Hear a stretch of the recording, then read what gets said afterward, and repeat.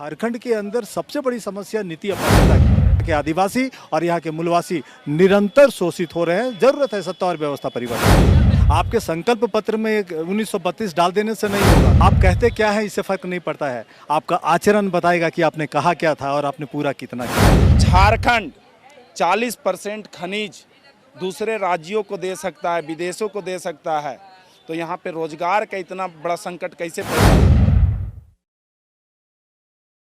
साथियों सलाम, नमस्ते, सत श्री अकाल और जय भीम जोहार। साथियों, झारखंड में बढ़ती उम्मीदों के साथ सरकार तो बन गई, लेकिन उसके बाद क्या हुआ?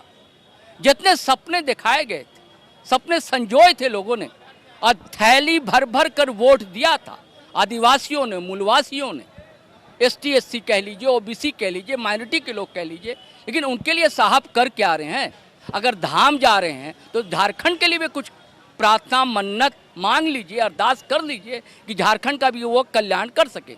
आप समझ रहे हैं साथियों, हमारी मुराद जो है हेमंत सोरेन से, मुख्यमंत्री से, और हमारे साथ जो अभी दो यूथ चेहरे हमारे साथ खड़े हैं, बहुत ही गंभीर लोग हैं। एक मांडू से प्रत्याशी रहे जेल कैंप के बिहारी महतो जी, और एक है विजय सिंह जी जो कि प्रवक्ता हैं जेल कैंप के, और बहुत ही गंभीरता पूर्वक अपनी बातों को रखते हैं।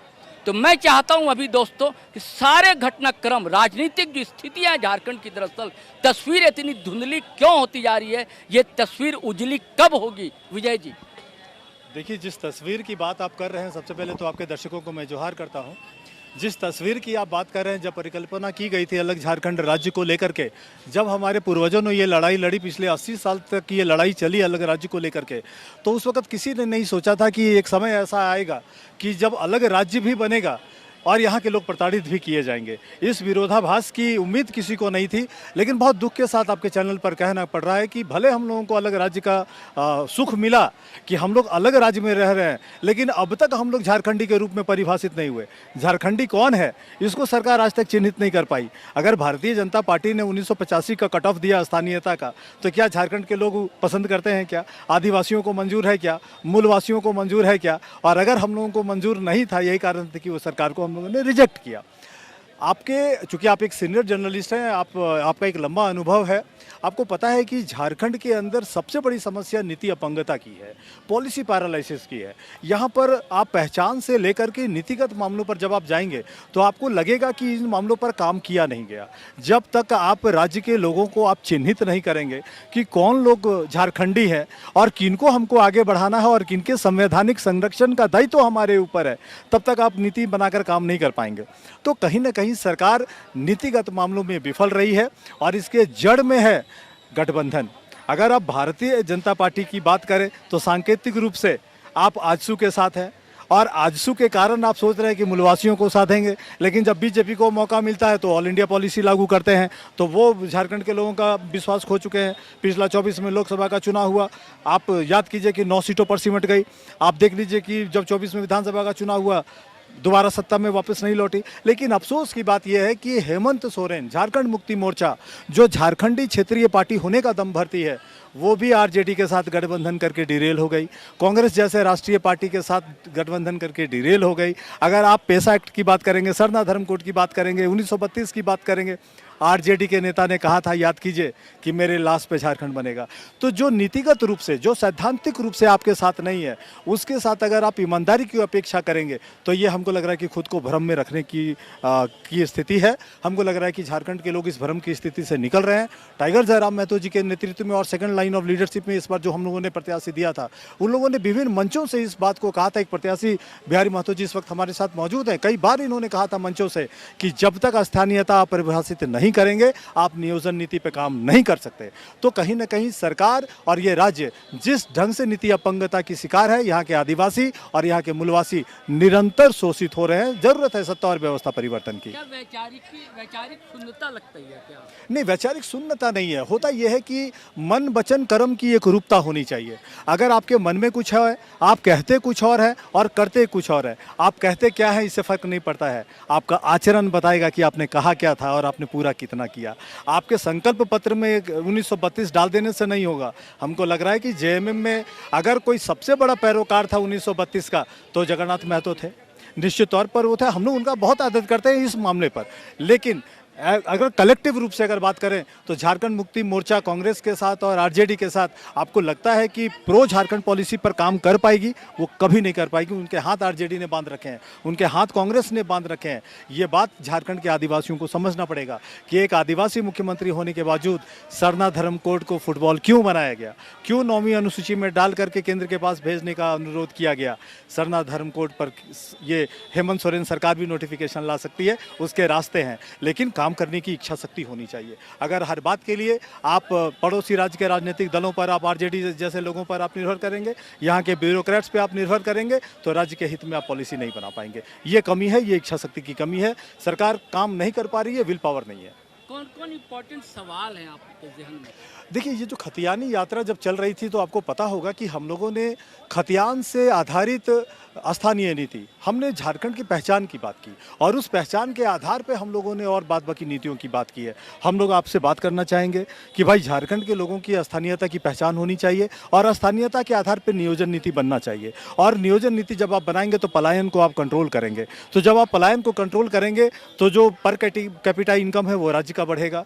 आपका जो फिजिकल डेफिसिट का जो आप रोना रोते हैं उसका रोना आप कम रोएंगे। राज्य का संसाधन बाहर नहीं जाएगा। आपको काम करना है एजुकेशन पे, आपको काम करना है हेल्थ पर। ये दोनों सेक्टर ऐसा है जिसके कारण राज्य का बहुत बड़ा पैसा बाहर दूसरे राज्यों में जा रहा है। उसको रोकने के लिए आपको पॉलिसी बनानी पड़ेगी।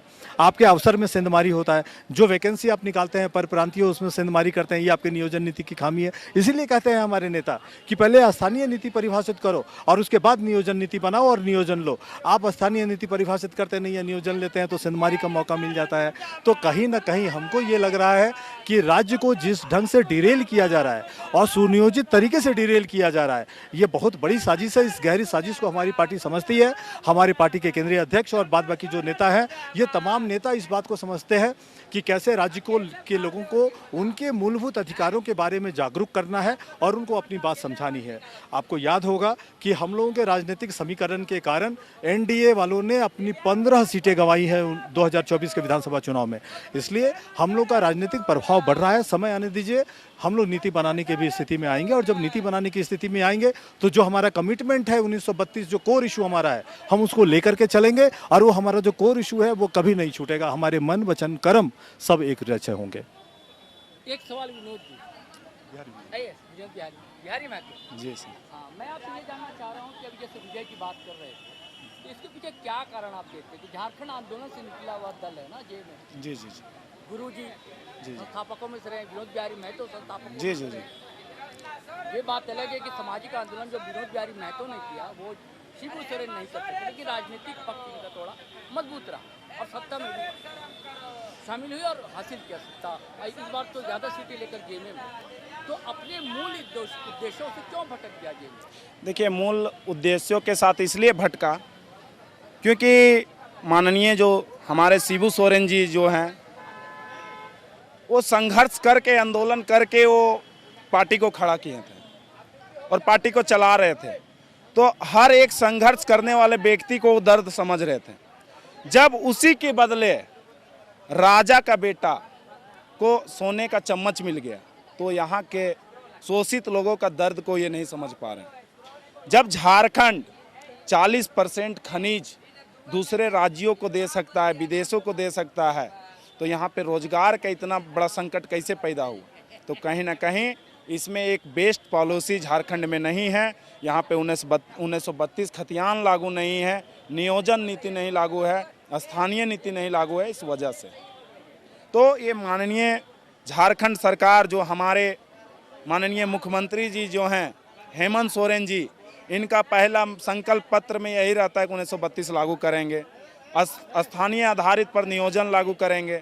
पर जब इनका सिर्फ योजना जो रहता है, इनका जो संकल्प पत्र रहता है, ये पेपरों में छप के रह जाता है, ये धरातल पे नहीं उतरता है। ये बहुत बड़ा विडंबना है झारखंड के 3.5 करोड़ निवासियों के लिए, जनता के लिए। जब तक ये विचारधारा उसके मन दिमाग में नहीं आएगा तब तक यहाँ के लिए भला नहीं हो सकता है। हमारी पार्टी 3 सालों से रोड पे संघर्ष कर रही है कि भाई हम स्थानीय नीति और नियोजन नीति 1932 खतियान की लड़ाई कर रहे हैं।